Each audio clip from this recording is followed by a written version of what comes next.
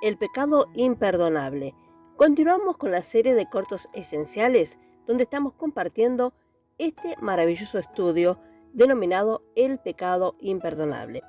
En la continuidad de esta serie, un tema muy importante, el pecado imperdonable, el cual fue desarrollado por su autor allá por el año 1900 durante la lluvia tardía y el cual ha sido de una enorme bendición para aquellos que la recibieron. Hoy, en su versión podcast, queremos compartir con la amada audiencia este valioso mensaje de la palabra de Dios, el pecado imperdonable. Estábamos considerando Hebreos capítulo 9, verso 26 y leemos la cita. De otra manera le hubiera sido necesario padecer muchas veces desde el principio del mundo, pero ahora en la consumación de los siglos se presentó una vez para siempre por el sacrificio de sí mismo para quitar de en medio el pecado. Volvemos a leer Hebreos capítulo 10, verso 29.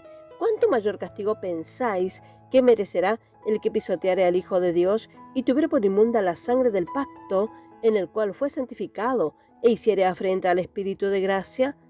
Han pisoteado al Hijo de Dios y han tenido por inmunda la sangre del testamento, quiere decir la sangre de Cristo, en la cual fue santificado y han hecho afrenta al Espíritu de gracia.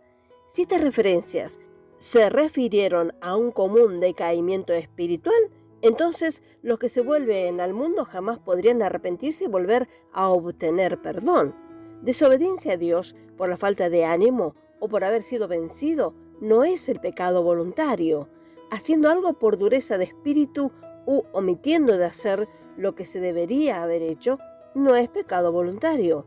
Ni irse en contra de la luz persistentemente no es el pecado voluntario de Hebreos capítulo 10, verso 26. Estas actitudes de dicho comportamiento y conducta es el resultado de pecado en la carne que no ha sido juzgado. Esta conducta de estos santos decadentes no rechaza deliberadamente a la obra redentora de Jesucristo, ni insultan al Espíritu de gracia, sino caen generalmente por mala presentación de la verdad y porque no se apropian de la plenitud de la gracia. Es porque no reconocen al viejo hombre muerto, juzgando todo movimiento egoísta en el momento que se levanta, y tomando a Cristo como su única y toda suficiencia. Por lo tanto, hay una gran diferencia entre Hebreos capítulo 10, verso 29 y capítulo 6, verso 9. Esta referencia de Hebreos capítulo 10, verso 29 no puede referirse a los creyentes. Leemos Hebreos capítulo 6, versos 7 y 8. Verso 7, porque la tierra que bebe la lluvia, que muchas veces cae sobre ella y produce hierba provechosa a aquellos por los cuales es labrada, recibe bendición de Dios. Verso 8, pero la que produce espinos y abrojos es reprobada, está próxima a ser maldecida y su fin es el ser quemada. Capítulo 6, versos 9 y 10. Debería ser el pasaje que nos da la paz de la clara comprensión. Leamos la referencia. Hebreos capítulo 6, verso 9. Pero en cuanto a vosotros, oh amados, estamos persuadidos de cosas mejores, aunque habéis confiado que Jesús ha llevado vuestros pecados y que pertenecen a la salvación, aunque hablamos así. Pero es en la fidelidad de Dios que el apóstol está persuadido más que en los santos. Y agrega en el versículo 10, porque Dios no es injusto para olvidar vuestra obra y el trabajo de amor que habéis mostrado hacia su nombre, habiendo servido a los santos y sirviéndoles aún. Aunque ellos no habían adelantado y crecido como era menester, leemos en Hebreos capítulo 5, verso 11 al 14. Verso 11, acerca de esto tenemos mucho que decir y difícil de explicar, por cuanto os habéis hecho tardos para oír. Verso 12, porque debiendo ser ya maestros, después de tanto tiempo, tenéis necesidad de que se os vuelva a enseñar cuáles son los primeros rudimentos de la palabra de Dios, y habéis llegado a ser tales que tenéis necesidad de leche y no de alimento sólido. Verso 13, y todo aquel que participa de la leche es inexperto en la palabra de justicia porque es niño.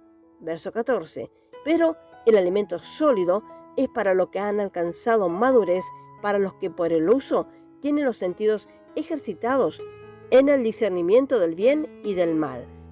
Era su privilegio por medio de la gracia, llegar a ser ya maestros de plena estatura y de ser sumamente útiles y por lo tanto merecedores de una recompensa mucho más grande. Esta epístola ha sido escrita para nuestro provecho, además de ser para los hebreos. Este es el significado esencial de Mateo capítulo 12, verso 32. A cualquiera que dijera alguna palabra contra el Hijo del Hombre, le será perdonado, pero al que hable contra el Espíritu Santo, no le será perdonado ni en este siglo ni en el venidero. Una ofensa contra Jesús como el Hijo del Hombre podría ser perdonada, pero atribuir los milagros de Jesús al poder de Satanás era blasfemar al Espíritu Santo, porque Cristo obró todos sus milagros en el poder del Espíritu Santo. Marcos capítulo 3, versos 29 y 30.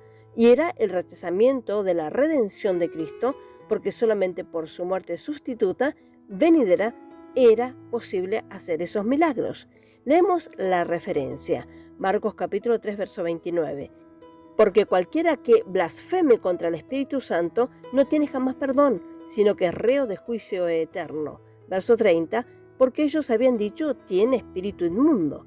La enfermedad es el resultado del pecado. Si no hubiera sido el propósito de Dios deshacer el pecado por el sacrificio de Cristo, capítulo 9, verso 26, no le pudiera haber dado el poder por la unción del Espíritu para sanar las enfermedades y echar fuera a los demonios.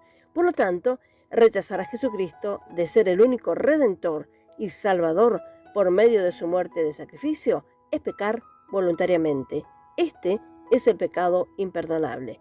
Un creyente no puede cometer dicho pecado o blasfemar contra el Espíritu Santo porque acepta la redención de Jesús. Por ahora dejaremos por aquí y Dios mediante nuestra próxima emisión concluiremos con esta maravillosa serie de esta porción de la palabra de Dios de el pecado imperdonable. Que el Señor bendiga ricamente a cada uno. Amén y amén.